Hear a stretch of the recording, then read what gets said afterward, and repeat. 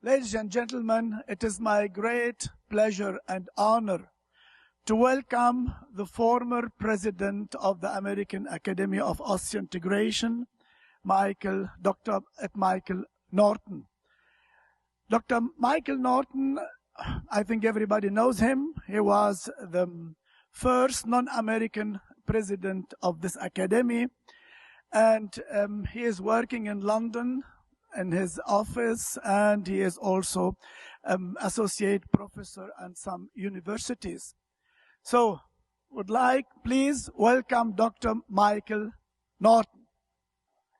Well, first of all, what a privilege and an honor this is, and I want to thank the Academy, President Neugebauer, Program Chair Curry. You can imagine that to be asked to give a keynote speech to this august Academy is indeed a huge privilege. But imagine them when they tell you what the topic of your lecture is going to be. Such a vexatious and challenging topic that is sure to upset people in this room. And my job is frankly to navigate a diplomatic and appropriately honest pathway through this subject, which I will try to do. And I will say this, that never before has a title to a lecture invoked such introspection as I looked to myself to ask whether what I've done over the last 35 years has been truthful, honest, and relevant. So I have to start, of course, with a disclaimer. And in this lecture, it's more important than ever that I do so. And many of you, if not all of you, I suspect, know that my association with the Astrotech implant goes back a very long way. I want you to know that I believe in my research and its findings, but I accept that I inevitably may have some confirmational bias. And as such, this lecture needs to be considered in light of this. And I make that very clear up front. And in 2022, I wrote an article in Academy News about this very subject, because it's become increasingly clear to me that we have a problem in science, not just in dentistry, and certainly not just in implant dentistry, but we have a problem with the impact that conformational bias has on our learning pathway. So I encourage you to read the handout. It's a reprint from the 2022 Academy News. And it goes to the heart of so much that we see happening in the world today. Fake news. Is it fake? Is it fact? You can see here that conformational bias is defined, it's hard for me to read actually on here, is defined as a tendency to process information by looking for or interpreting that which is consistent with one's existing beliefs. The problem with that, of course, is that where do you get those beliefs from? How does that process even start? You know, do you come out the womb as a Democrat or a Republican? Was I born out of my mother's womb an Astrotech fan? No, of course not. Nobody starts life with any conformational bias at all. So let us be very clear about that. Conformational bias is developed over time, and it has the potential to magnify the perception of what is untrue. But in equal measure, it has the power to be used as a tool to act as a forager for truth. And I would say to you that in contrast, and this is very important because it goes to our literature, whereas success at best breeds confidence and at worst breeds blind belief, failure breeds wisdom. And I will come back to that point. Either way, conformational bias panders to a pre-existing bias of the audience. So you're going to sit here now and judge me on what I say, and that judgment will be based on your own biases, and that is absolutely fine, because I want you to know that I've given this a lot of thought, and I don't think bias is necessarily a bad thing. It is belief. It is faith in something that you believe in, so long as its foundation is one of foraging for the truth. In my research for this lecture, I came across a quote that blew me away. It is one of the most profound and troubling statements that's been made within the last decade by this gentleman. It is simply no longer possible to believe much of the clinical research that is published, or to rely on the judgment of trusted physicians or authoritative medical guidelines. I take no pleasure in this conclusion, which I reached slowly and reluctantly over my 2 decades as editor of the New England Journal of Medicine. Oh my God, what a powerful statement by the editor of one of, if not the world's most important medical journals. Troubling in the extreme. And we see more of this stuff.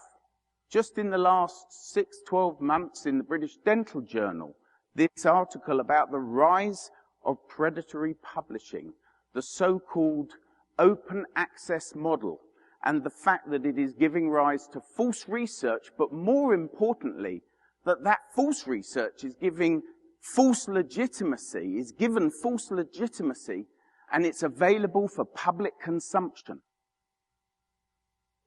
This is dangerous stuff. And then we have social media. And just recently we've seen, and let me say before I show the next slide, that I haven't selected this because it comes from 2 companies that I don't support. It's just what's online right now, and it keeps coming up on social media over and over. So this is where social media is being used as a peer review tool, except that peer review isn't by researchers and clinicians, it's by one company against another company. And there might be some merit in it, to be fair. Why? Because I can tell you that the journal that this study was published in has only ever had editors that support one implant system. It is the journal of a European organization that ostensibly has built itself around that relationship. They might refute that, but the facts speak for themselves. But I'm not sure that it's appropriate to start having a boxing match, gloves off, between companies on social media, reflecting on what is undoubtedly a literature that is based inevitably on this confirmational bias, and that you should use social media as a vehicle for vocalizing those opinions. That is not the role of industry. Social media is also being used to peer review articles by clinicians. So recently, the following was posted on social media. What's up, guys? I just came across this article by Norton in which he is gluing implants into sockets. So for immediate cases that have really low insertion torque, what he does, instead of engaging it into the bone, he's putting it into the bone and then gluing it with something called tetranite. Now, for his first 6 cases, 3 of them failed, so it was a 50% failure rate, but he went on to place 8 more, to do 8 more cases with a modified approach. So by modifying some things, he was able to get a much higher success rate, and only 1 of those failed. So he had an 87% success rate for this second cohort of patients. Now, this is super cool because it has a lot of different applications. So the the chain of comments was fascinating. I mean, on the one hand, this guy's being very kind. He's saying he found the article fascinating. He told his audience that I had a 50% failure rate. But then he went on to say that I modified my protocols and managed to increase that to a pretty lousy 87% success rate. And then you get comments like, I wouldn't want 87% in my practice, would be hell. If he didn't use implants with such low insertion torque, he wouldn't need to use glue. Doesn't sound like a good basis for the future to me. What ignorance. What a failure to understand that failure breeds wisdom. That this was a proof of principle pilot study. These comments demonstrate a negativity towards failure and a level of certainty that surely acts as the enemy of curiosity and progress. Now look, that all said, for the most part, I believe that most researchers do seek the truth and present their findings through the medium of peer-reviewed published literature or podiums like this at the AO. I also know that at its absolute heart, AO and those who run it only seek truth and deplore the idea that anyone would utilize the pages of JOMI or the podium of this meeting to, present or peddle fake news. And it is in that light that I stand now before you to give you this presentation. So, it's 60 years since the commencement of the first clinical trials of Brånemark dental implants. It's pertinent to ask ourselves, where have we come from and where are we going to? I offer no answers. I only pose questions, but inevitably those questions are based on 35 years of contribution to the research and the literature. So where have we come from? Well, if we go back to 1990, approximately, a little bit before maybe, the world was dominated by the external hex machine surface Brånemark implant, as you see on the left. My first exposure was, after the Brånemark implant, was to the middle implant, which is a machine surface Astra implant, first generation. You have the screw vent implant, and then on your right, you also have really the three major roughened surface implants of the day.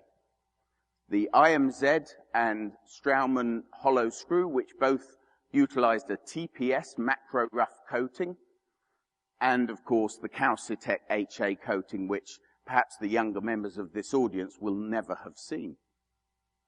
And these rough surfaces were macro rough, and they gave rise, undoubtedly, to soft tissue issues if they became exposed to that soft tissue environment.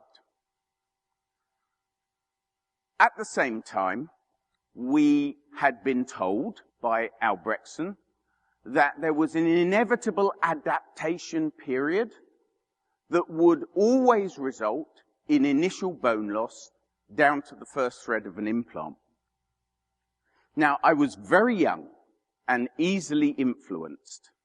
And my conformational bias, if I have such a thing, I believe I can trace back to 1991 and was born with the introduction of the, I think, potentially most important paradigm shift in implant dentistry that we've seen since osseointegration. It was based on an epistemological view. What is an epistemological view? Well, it's defined as the investigation of what distinguishes justified belief from opinion.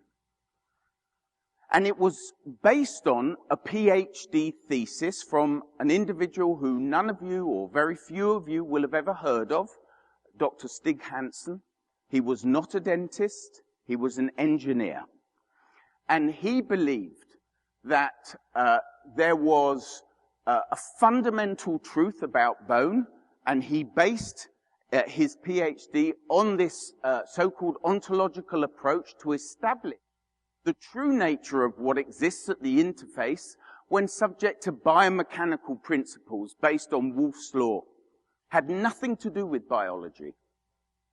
In his mind, as an engineer, bone was already known to be a functional matrix. As long ago as 1892, Julius Wolff demonstrated that the trabeculae of the skeleton aligned themselves along the principal contours of stress. And he asked himself a simple question.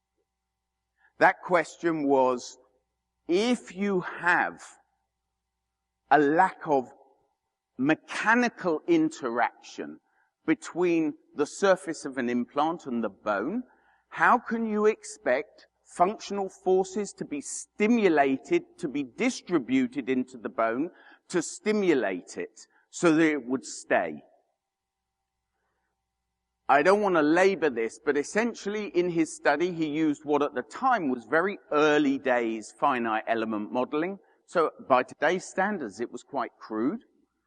But what he showed was that if he told the computer to compare a piece of bone adjacent to an implant in which there was no mechanical interlock, and by contrast, he asked the computer, envisage an infinite number of plugs of bone engaged into that implant, he was able to demonstrate a profoundly improved distribution of the functional load through that crestal bone.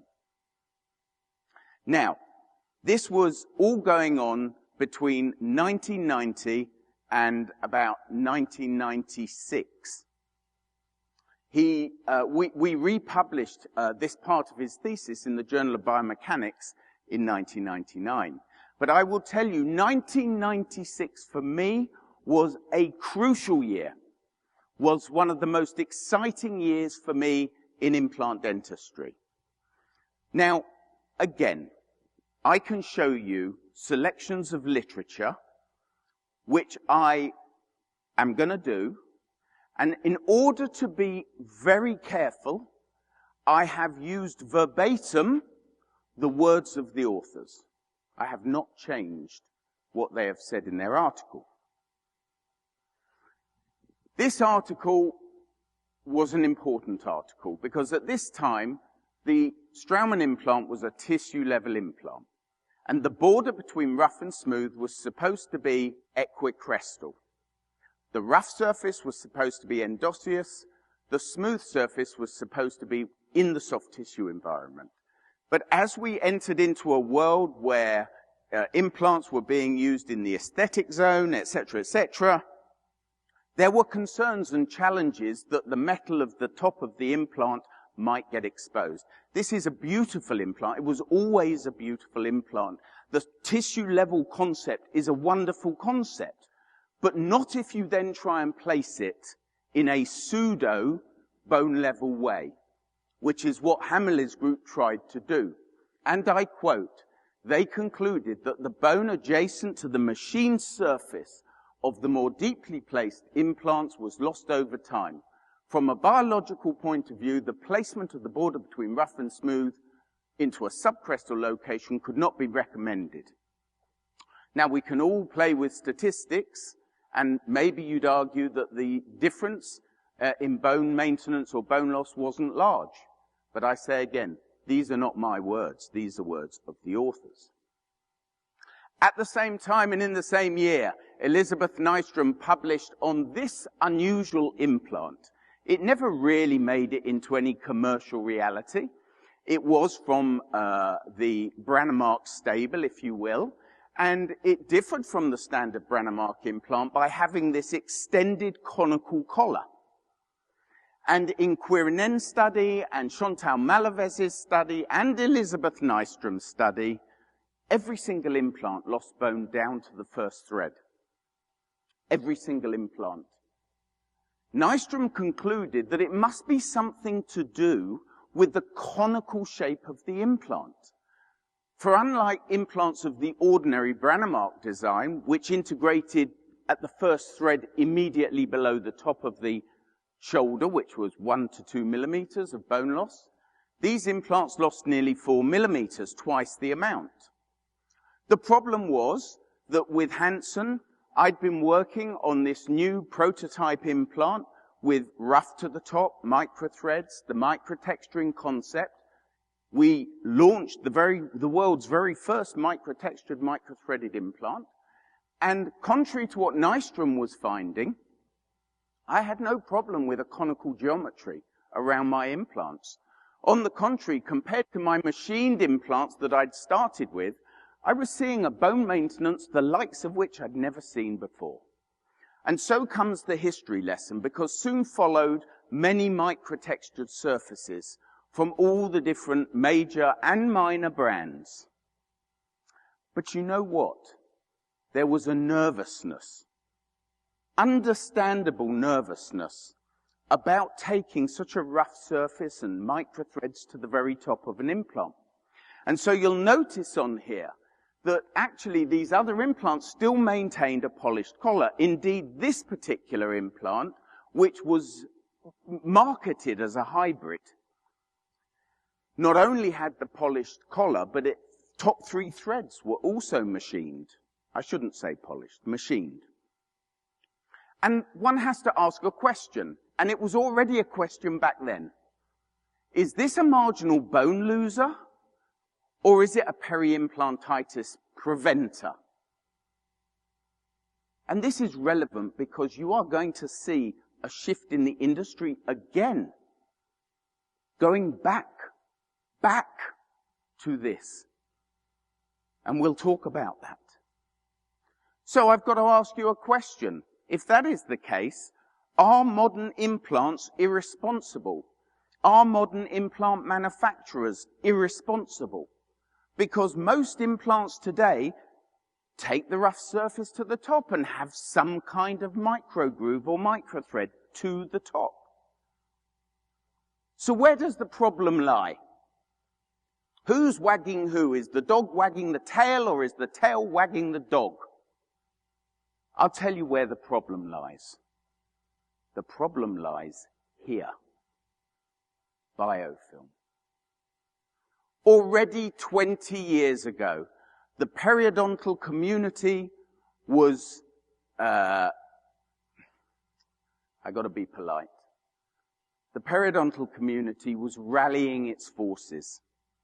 Already by 2004, we had systematic reviews telling us that there is wide scientific evidence that there is a direct correlation between microbiota, peri-implant disease, and that this was particularly related to the adherence of plaque-exposed biomaterials. And from that day to this, the most recent workshop, 2018, of the EFP and the AAP, insist and drive home that same message, that we are in a pandemic of peri-implantitis which is associated with poor plaque control. So why wouldn't you go back to a smoother surface if that is true? But I got to ask you, is this an example of a whole specialty having conformational bias? Or worse still, is it an attempt to hijack the field of implant dentistry for the benefit of that specialty? That is a powerfully dangerous statement for me to make, and I don't make it lightly. They take a teleological view, the opposite of an epistemological view. What is a teleological view? Well, of course I'm taking advantage of my language here, using big words. A teleological view is defined as the explanation of a phenomenon in terms of the purpose it serves, rather than of the cause by which it arises. Now, this is not a new thought process for me or some of my colleagues. As long ago as 2016, with my UPenn colleagues, we published an article on peri-implantitis as classified by etiology. And we trawled through hundreds of UPenn patients who had been treated for peri-implantitis. And we tried to categorize them. And it won't surprise you to know that, yes, we found peri-implantitis related to, or at least we thought, related to biofilm. The question is it a primary infection, biofilm caused? Or is biofilm and the bacteria that are within it simply opportunistic, taking advantage of a niche environment created before that? Let's look at this case. It was an overdenture case. I treated it donkeys years ago. The dentist made the overdenture, did a beautiful job with a classic old-style milled bar, gold cast milled bar. That will tell you how old it is. And the patient comes in and says, my bridge is loose. This is like 7, 8 years after treatment. So not that long, really. And I'm like, well, your overdenture may be loose. Probably the clips need tightening. And she goes, what do you mean an overdenture? She goes, a bridge, right? I'm like, well, no, it's a removable appliance. Oh, I never take it out. I couldn't possibly do that. And you look at the x-rays, and you immediately see big peri-implant lesions in the maxilla.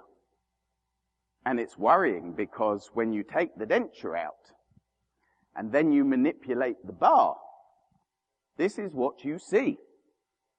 Now, is this peri-implantitis truly mediated by biofilm? I think it would be hard to argue it wasn't, wouldn't it?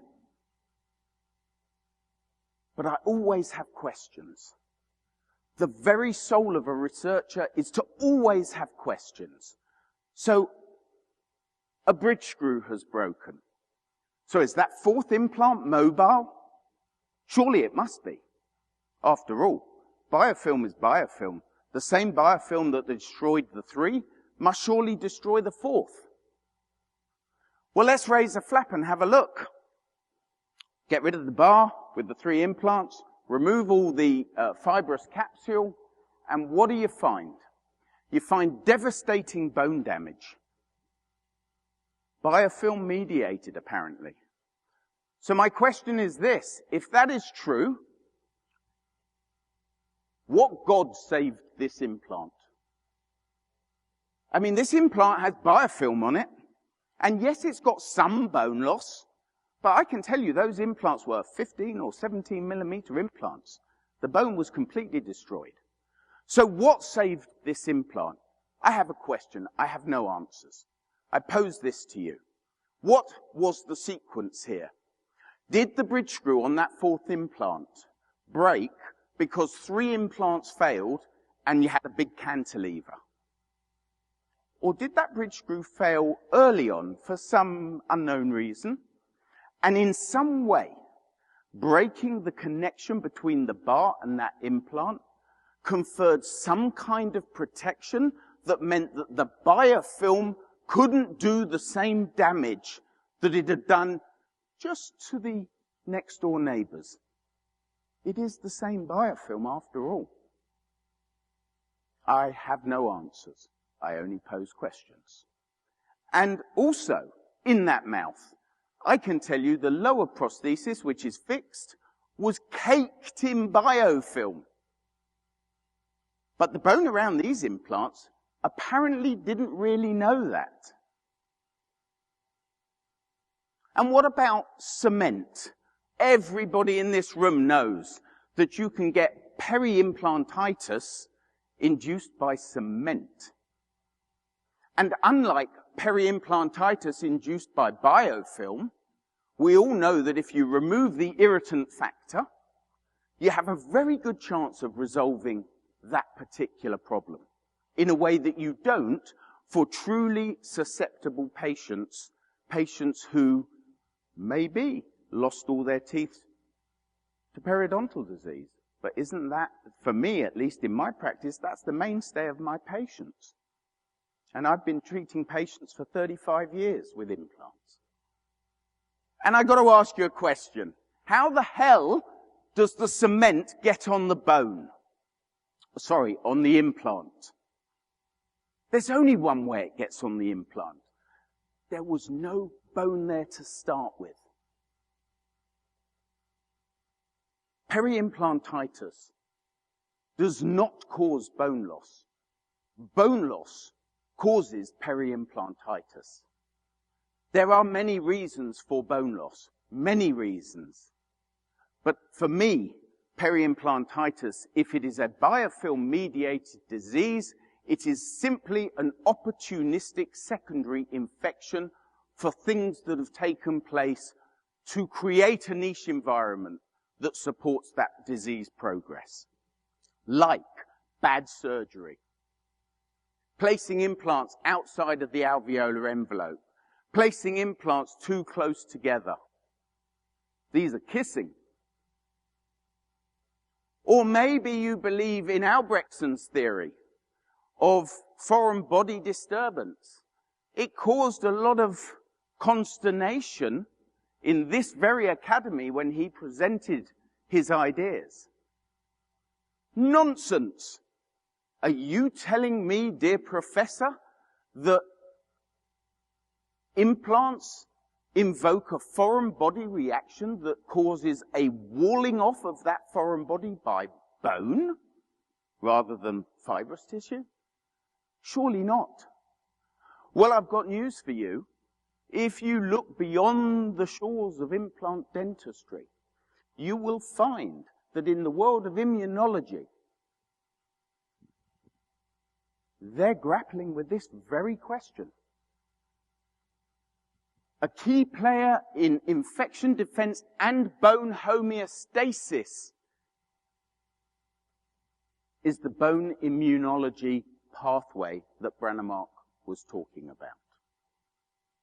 So, you can see it whichever way you like. One thing is certain, and Maslow told us this in '66. I suppose it is tempting, if the only tool you have is a hammer, to treat everything as if it were a nail. And the worst example of that, sadly, befell one of my beloved patients, a gorgeous, lovely Italian lady who I'd treated for years. She lived in Britain, and when she retired, she decided to go to Spain. One day, some years later, I get an email from her telling me a story about how she's been struggling with an implant that has, and I quote, peri-implantitis. And she sends me, not this x-ray, but she sends me an x-ray by the dentist in Spain. And she tells me that she's had swelling and infection and bone loss. And he's been treating it for 6 months without success. And could she come and see me? Now, what you don't see in this x-ray are the other half a dozen implants scattered around her mouth with perfect bone. But we all know that you could have a full arch of 6 implants or 8 implants, and one of them might succumb to so-called peri-implantitis. Why not all? So I take an open mind. Maybe she's got peri-implantitis.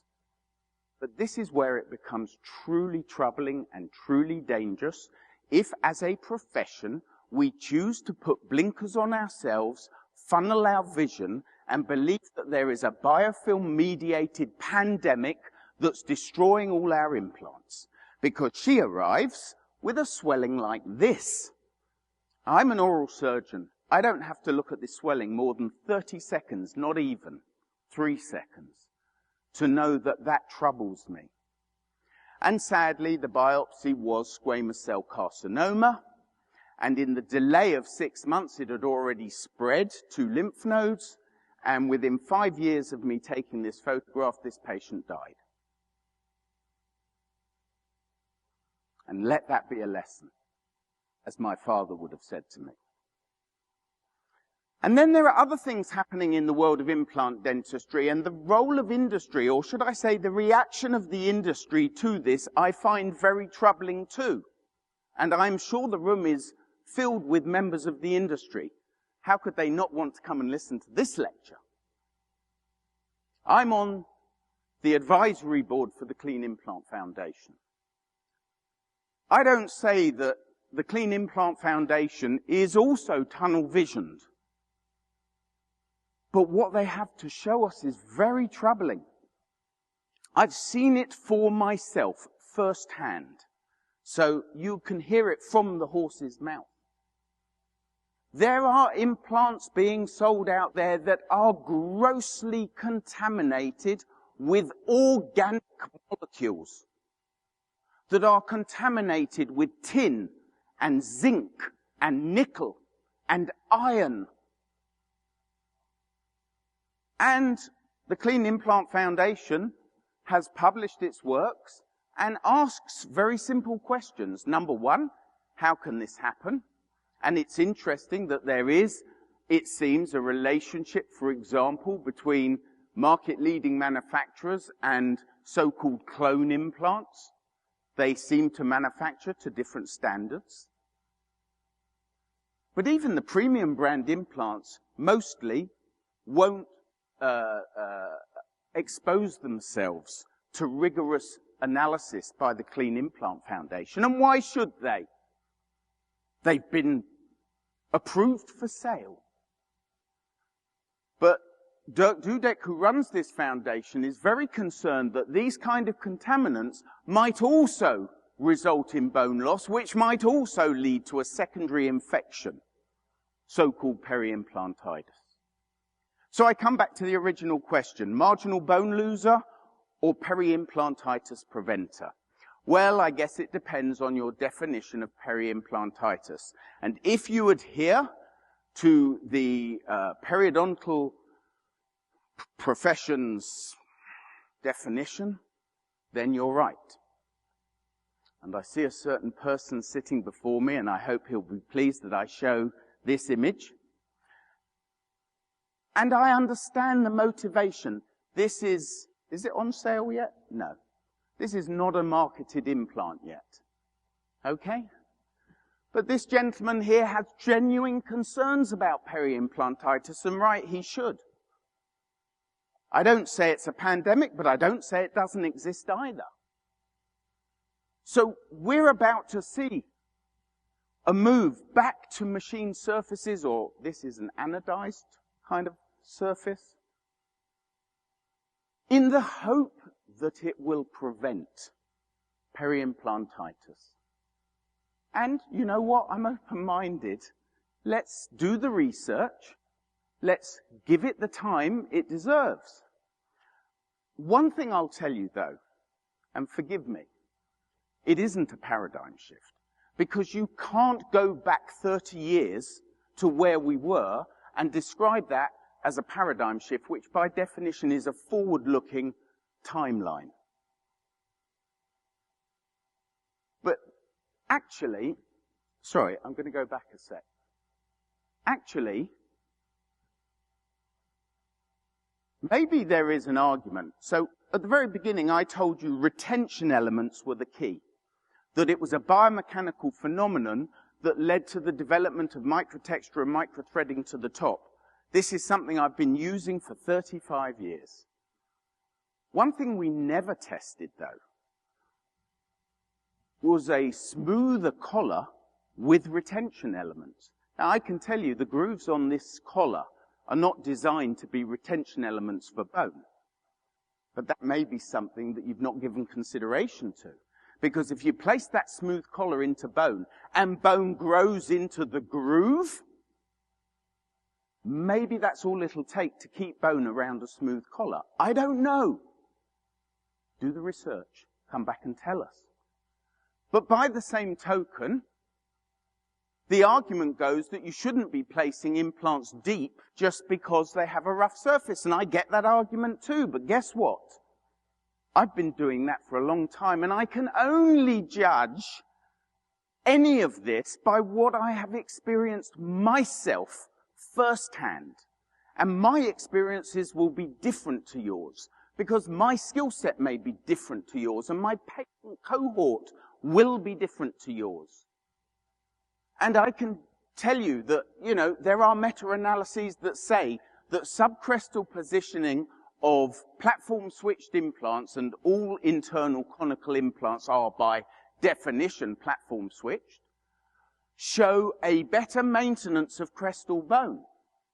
But just last month in Jomi's issue, there was an article on this very same subject saying that actually they still recommended it, but perversely, they recommended it having told us that actually it loses more bone.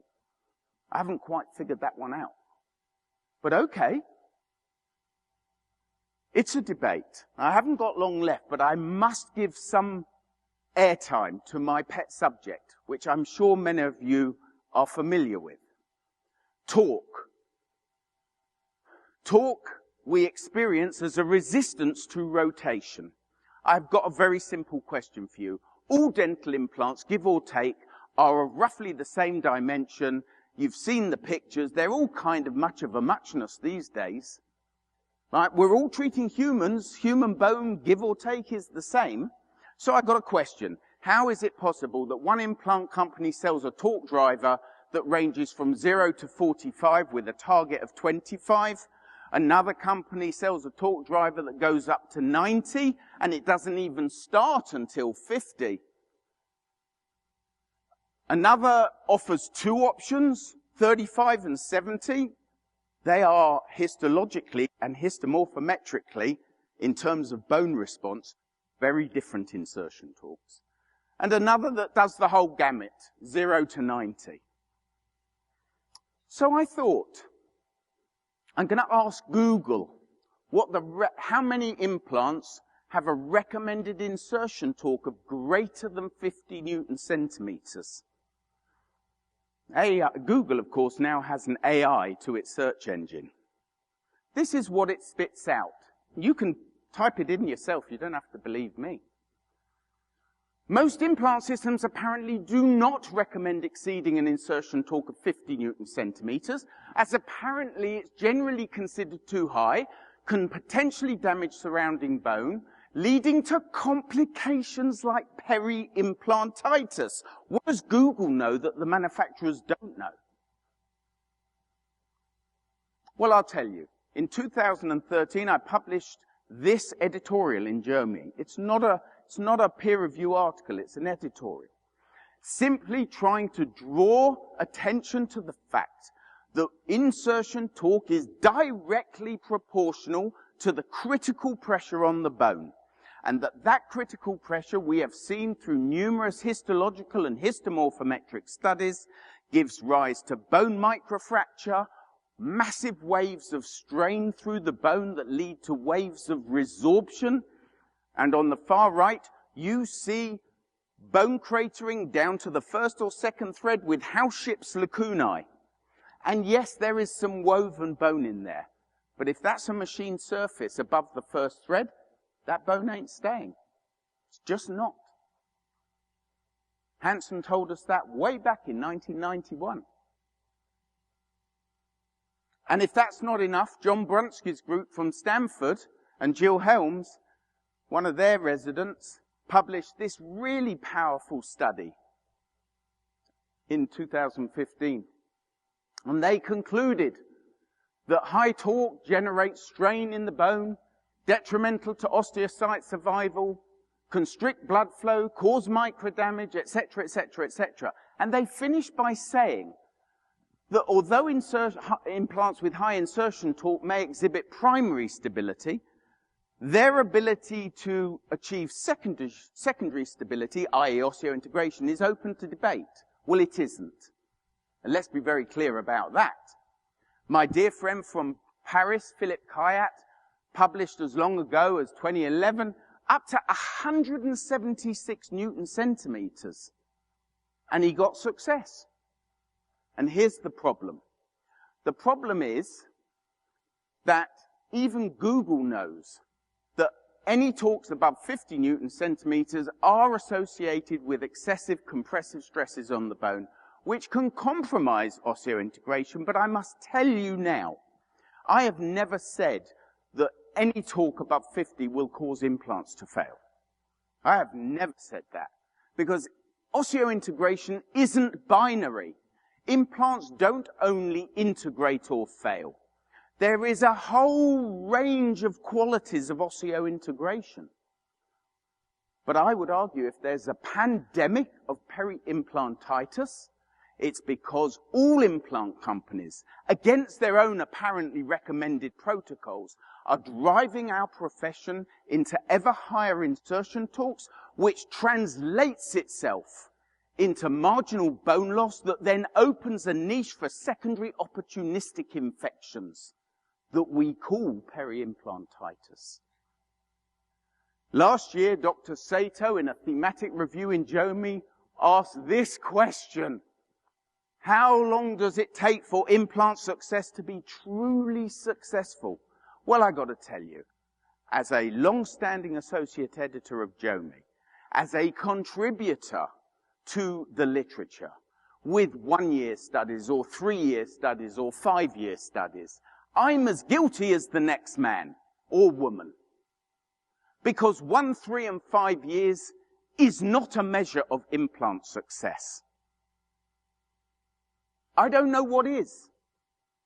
What I can tell you is I stand before you with the privilege of time at my back, which a lot of the younger members here do not yet have. But I have it. And so I have, as a result of starting this lecture, of preparing for this lecture, I have started an audit in my practice of every patient I see still today whose implants are no less than 20 years old in function. So these are from 20 to 32 or 33 years.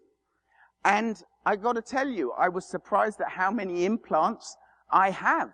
It's well over 200 now. I think we're getting close to 240 implants. I'm not going to waste your time by showing you all the x-rays. Some look great, some look less great, some don't look great at all. But I tell you what, I started this lecture by telling you that this caused me great introspection about my life's work. And I don't ask you to agree with it, but I can tell you that my life's work is best represented by this, by the fact that when I started with machine surface, and I got what everybody else got, which was bone down to the first thread. By contrast, I have hundreds now of implants that I still see today with microtexture and microthread to the top on an internal conical implant, and I'm seeing superlative bone maintenance. Not as a panacea, because such a thing does not exist. All I ask you to do is to ask yourself today, the implants you place next week, how will they look in the year 2055?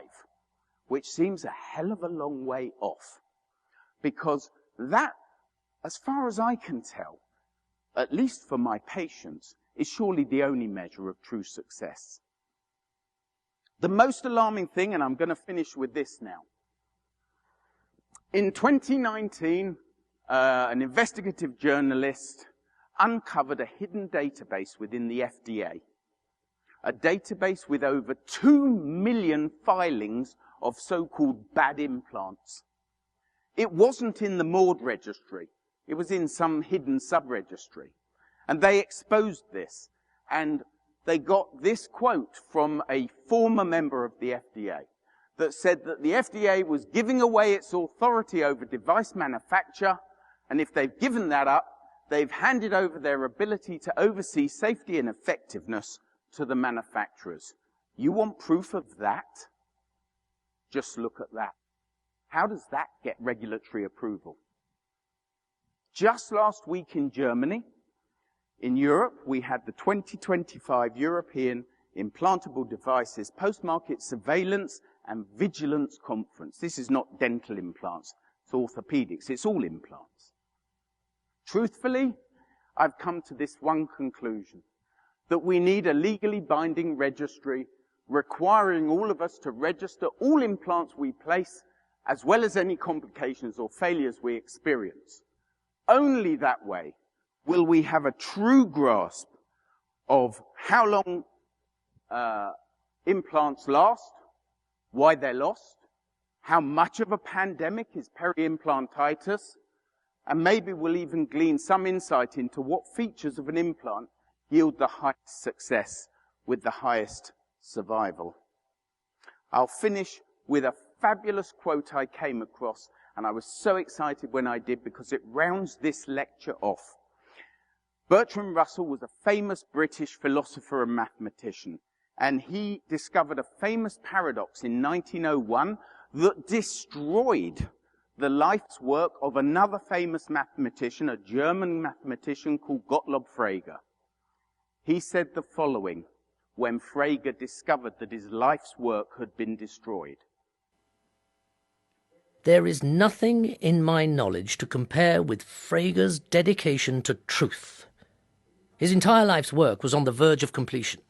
His second volume was about to be published, and upon finding that his fundamental assumption was in error, he responded with intellectual pleasure, clearly submerging any feelings of personal disappointment. It was almost superhuman, and a telling indication of that of which men are capable if their dedication is to creative work and knowledge, instead of cruder efforts to dominate and be known. What a great quote. I can tell you, I hope if I'm ever proven wrong, my life's work was all wrong and that I was blinded by confirmational bias, I hope that I will accept it with intellectual pleasure. And there's one thing that I never forget. That is that however important we think we are, however important we think we do is, in the vast cosmos of space and time, we are but a fleeting speck. And with that, I thank you very much.